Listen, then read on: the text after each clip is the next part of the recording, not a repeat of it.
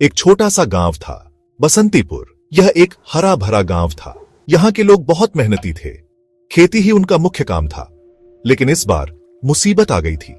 कई महीनों से बारिश नहीं हुई थी। खेत सूख गए थे, फसलें मुरझा रही थीं। गांव वाले परेशान थे। उन्होंने बारिश के लिए प्रार्थना की। उन्होंने पूजा पाठ किया। उन्होंने देवी देवताओं से बारिश के लिए गिड़गिड़ाया, लेकिन बारिश नहीं हुई। फिर एक दिन अचानक बादल छा गए, बिजली चमकी और जोरदार बारिश होने लगी। सब खुश हो गए। गांव वाले नाचने लगे। वे खुशी से चिल्ला रहे थे। बारिश तो आ गई थी, लेकिन उनके साथ एक नया डर भी आ गया था। गांव के बाहर एक पुराना खंडहर था। यह बहुत सालों से वीरान पेड़ीढ़ा था। लोगों का कहना था कि इस खंडहर में एक भूत रहता है। यह भूत बारिश के दिनों में ही दिखाई देता था। लोग उसे बारिश वाला भूत कहते थे। कुछ लोगों ने तो यह भी दावा किया था कि उन्होंने भूत को अपनी आंखों से देखा है। वे कहते थे कि भूत काले रंग के कपड़े पहनता है और उसके हाथ में एक लालटेन होती है। यह सुनकर बच्चों के मन में डर बैठ गया था। कोई भी बच्चा अंधेरे में खंडहर के पास जाने की हिम्मत नहीं करता था। लेकिन सोनू और मोनू नाम के दो दोस्त थे। वे बहुत ही बहादुर थे। उन्होंने ठान लिया था कि वे बारिश वाले भूत का सच पता लगाएंगे। एक दिन बारिश हो रही थी। सोनू और मोनू ने सोचा कि यही मौका है। वे चुपके से अपने घरों से निकल गए। वे खंडहर की तरफ चल पड़े। जैसे जैसे वे खंडहर के करीब पहुंचे, डर के मारे उनके दिल तेज धड़कने लगे। हवा चलने लगी, पेड़ हिलने लगे। उनको ऐसा लगा जैसे कोई उन्हें देख रहा है। अचानक उन्हें खंडहर के अंदर से एक आवाज सुनाई दी। कौन है वहां? आवाज भारी और डरावनी थी। सोनू डर गया।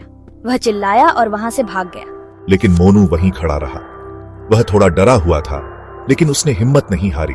उसने सोचा, मैं भागूंगा नहीं। मुझे पता लगाना है कि यहां क्या हो रहा है। मोनू ने धीरे से कहा, कौन है अंदर? क्या आप बारिश वाला भूत हैं? खंडहर के अंदर से फिर आवाज आई, हाँ, मैं ही हूँ बारिश वाला भूत। तुम यहाँ क्यों आए हो? मोनू ने कहा, मैं आपसे मिलने आया हूँ। मैं जानना चाहता हूँ कि आप भूत हैं या इंसान। तुम मुझसे डरते नहीं? भूत ने पूछा। नहीं, मोनू ने कहा, मुझे विश्वास है कि आप मुझे कोई नुकसान नहीं पहुंचाएंगे। तुम बहुत बहादुर हो, भूत ने कहा। अच्छा, अंदर आ जाओ, मैं तुम्हें दिखाता हूँ कि मैं कौन हूँ। मोनू डरते डरते खंडहर के अंदर चला गया। वहां बहुत अंधेरा था। उसे कुछ दिखाई नहीं दे रहा था। लेकिन फिर उसने देखा कि एक कोने में एक लालटेन जल रही है। लालटेन के पास एक बूढ़ा आदमी बैठा था। उसने फटे हुए कपड़े पहने हुए थे। उसके बाल और दाढ़ी लंबी और सफेद थी। तुम बारिश वाला भूत हो? मोनू ने हैरानी से पूछा। बूढ़ा आदमी हंसने लगा। हाँ, मैं ही हूँ, उसने कहा। लेकिन मैं कोई भूत नहीं हूँ। मैं तो बस एक गरीब बूढ़ा आदमी हूँ। मोनू तुरंत समझ गया कि बूढ़ा आदमी मजाक कर रहा था। वह भागकर गांव गया और सबको सच बता दिया। बूढ़ा आदमी मजाक कर रहा था। गांव वाले गुस्से से भर गए। वे लाठियां और डंडे लेकर खंडहर की तरफ दौड़ पड़े। चलो उसे सबक सिखाते हैं। उन्होंने बूढ़े आदमी को घेर लिया। वे उस पर चिल्लाने लगे। तुमने हमें इतने दिनों तक क्यों डराया? तुमने हमें बारिश वाला भूत बनकर क्यों परेशान किया? बूढ़ा आदमी डर गया। उसने कांपते हुए कहा, मुझे माफ कर दो, मैंने किसी को डराना नहीं चाहता था। बूढ़े आदमी ने बताया कि उसका नाम बाबा था। उसके पास रहने के लिए कोई घर नहीं था, इसीलिए वह इस खंडहर में रहने लगा था। मेरा नाम बाबा है। मेरे पास रहने के लिए कोई घर नहीं था, इसलिए मैं यहाँ रहने लगा। वह अकेला था। उसे किसी से बात करने का मन करता था, इसलिए वह बारिश के दिनों में खंडहर से आवाजें निकालता था। वह चाहता था कि लोग उससे बात करें।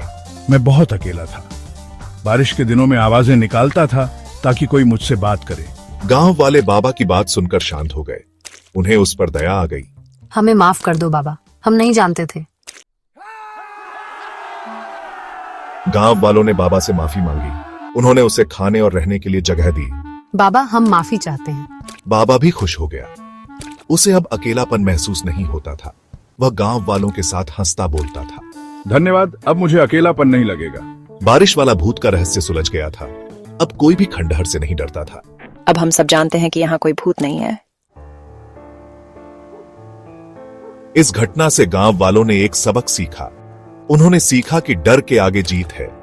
उन्होंने यह भी सीखा कि किसी को भी परेशान नहीं करना चाहिए, हमें हमेशा दूसरों की मदद करनी चाहिए। और इस तरह गांव में फिर से शांति और खुशी लौट आई।